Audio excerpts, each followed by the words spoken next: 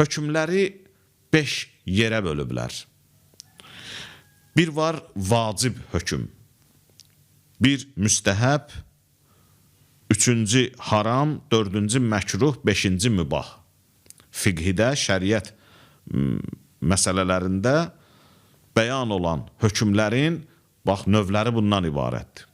Bəzi şeylər var ki, insana vacibdir. Vacib o şeyə deyirlər ki, o olmalıdır, onu eləməlisən. O sənin boynunda haqdır, borcdur. Eləsən, savabı var, heç. Amma birdən eləməsən, günahı da var. Müstəhəb bu əmələ deyirlər ki, eləsən yaxşıdır, bəyənilən bir işdir, gözəl bir işdir. Amma belə deyil ki, boynunda borc olsun, eləyəndə savabı var, amma eləməyəndə heç bir günahı yoxdur. Sadəcə müstəhəbdir, bəyənilən bir iş idi, vacib deyildi və mən bunu eləsəydim yaxşı olardı, birdən eləməmişəm, heç bir qəbahəti yoxdur və günahı da yoxdur. Buna deyirlər müstəhəb. Amma vacibi tərk eləyəndə o artıq insan üçün günah yazılır. Məkruh o şeyə deyirlər ki, üzr istəyirəm, haram. Məkruhdan qabaq haramı deyim. Haram o şeyə deyirlər ki, o sənin üçün qadağan olub. Yəni birdən eləsən, sənə günah yazılır.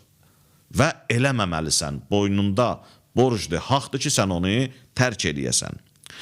Məkruh ona şeyə deyirlər ki, o bəyənilmir.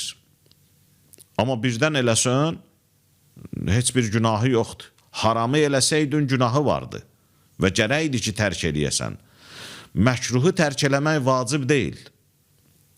Yəni, əgər tərk eləsən, o demək deyil ki, sənin üçün günah yazılar. Məkruhdur, bəyənilmir. Daha doğrusu eləsən, o demək deyil ki, sənin üçün günah yazılar. Mübah, o şeyə deyirlər ki, onda xüsusi bir hökm yoxdur. Yəni, bərabərdir. Nə eləməkdə bir savab var, nə tərk eləməkdə bir günah var. Yəni, məsələn, insanın adi həyatında oturmaq kimi, durmaq kimi və bu kimi işlər. Məsələn, bir stəkan sudur, mən onu içsəm, içməsəm, heç bir eybi yoxdur. Yəni, o buraxılır insanın ixtiyarına, öz iradəsinə və istəyinə. Buna deyirlər mübah. Bunlar hamısı təklifi hökmlər sayılır. Təklifi hökmlər o hökmlərə deyirlər ki, birbaşa insan üçün vəzifə bəyan eləyir. Vəzifə. Mənim şəri vəzifəm, hüquqi vəzifəm, Allahımın mənim üçün təyin etdiyi vəzifəm bax bundan ibarətdir. Bu şey haramda olmaz, bu şey vacibdir, gərək eləyəsən. Bu hökmlər onu göstərir ki, insan müvəzzəfdir. Müvəzzəf yəni vəzifələnib. Məsuliyyət daşıyır. Bir ağ dedik, Allah belə deyil ki, insanı yaratsın və desin ki, rahatsan, nə istəyirsən onu da elə. Yox, Allah insanı sanki rahat buraxmayıb, tam sərbəst buraxmayıb. Düzdür, seçim hüququ verib, azadlıq verib, amma vəzifə də təyin edib ki, bunu eləməlisən və yaxud da bunu eləməməlisən.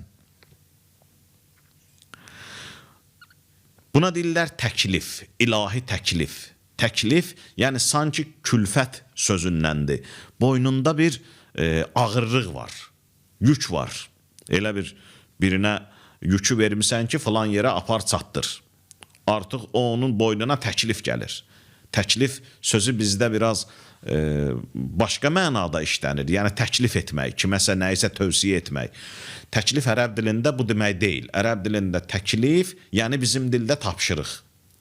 Kiminsə boynuna qoyduğu bir tapşırıq. Məsələn, məktəbdə müəllim şagirdə bir tapşırıq verir.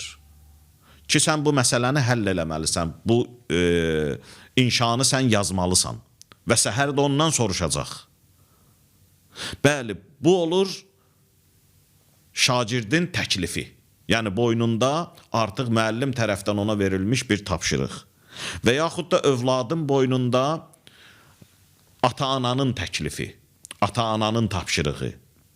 Ay oğul, filan cür eləyərsən, evə gələndə filan şey alarsan, filan məsələni, filan işi filan vaxtda yerinə yetirərsən, filan yerə gedərsən, filan xəbəri, filan məsələni filan kəsə çatdırarsan. Yəni, tapşırıqlar var. Məsələn, bizim dostumuzun bizim üçün boynumuza qoyduğu bir tapşırıq. Məsələn, birinə deyirsən, filan kəslə görüşürsən, deyir hə. Deyir filan kəsə məndən salam deyərsən. Bax, boynuma haqq qoydum ha. Artıq bu dostun ona tapşırdığı bir tapşırıqdır. Çoxdur, insanın boynunda tapşırıqlar çoxdur. Müəllimin tapşırığı var, valideynin tapşırığı var, dostun, yoldaşın tapşırığı var, uşağın tapşırığı var. Ata da evdən çıxır, deyir ki, ata gələndə filan şey alarsan mənə. Hətta bəzən də almayanda da inciyir.